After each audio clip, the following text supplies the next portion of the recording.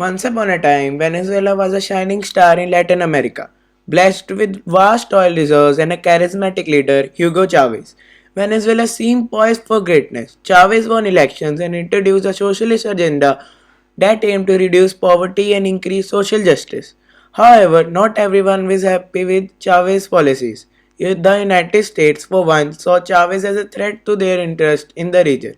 They were particularly unhappy with his close ties to Cuba, which they saw as a dangerous communist regime, so the US decided to intervene. Los Estados Unidos quiere el petróleo de Venezuela y está dispuesta a ir a una guerra por el petróleo.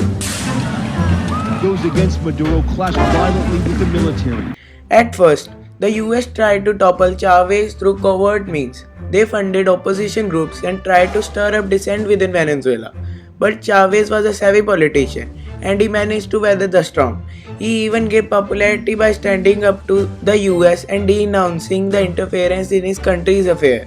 But then tragedy struck. Chavez died in 2013, leaving behind a power vacuum.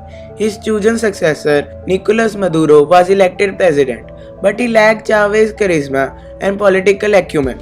He also inherited a country that was in dire economic straits. Maduro tried to continue Chavez's policies, but he faced increasing opposition from within Venezuela.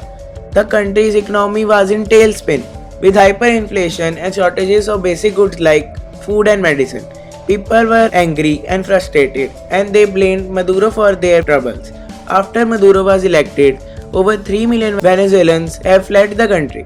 Shortages of basic goods have become a daily occurrence, with 90% of its citizens are living in poverty, 85% of medicine are scarce, and 61.2% of Venezuelans report going to bed hungry. First up, let's talk about the sanctions that the US imposed on Venezuela. In 2014, USA banned the buying and selling of the Venezuelan debt, which made it hard for the country to raise the capital. As a result, Venezuela has lost billions of dollars in revenue and the economy has suffered. Next, let's talk about political interference. USA just couldn't resist meddling in Venezuela's affair. In 2019, the USA backed opposition leader Juan Guaido, who declared himself the country's interim president. This move was widely seen as an attempt to oust President Nicolas Maduro, who was elected in 2018. But really, Juan Guaido does not have much power as the security forces have so far remained loyal to Mr. Maduro, who has rewarded them with frequent pay rises and put high-ranking military men in control of key posts and industries. And finally, let's talk about the corruptions. The USA has been accused of turning a blind eye to corrupt officials in Venezuela as long as they are not too friendly with the government. This has enabled some officials to launder money and evade sanctions. This made us think that US is the reason of Venezuela's downfall, but really it is not. The main and the biggest problem of Venezuela is oil. You see, Venezuela is highly dependent on oil. Oil made them extremely rich and also extremely poor. We can classify Venezuela as a petrostate. Now, what is a petrostate? Petrostate is an informal term used to describe a country with several interrelated attributes.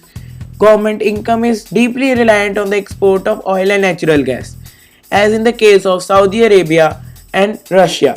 Economic and political power are highly concentrated in an elite minority, and political institutions are weak and unaccountable, and corruption is widespread. And experts say Venezuela is a story of failed petrostate, as oil continues to play a dominant role in country's fortune more than a century after it was discovered there.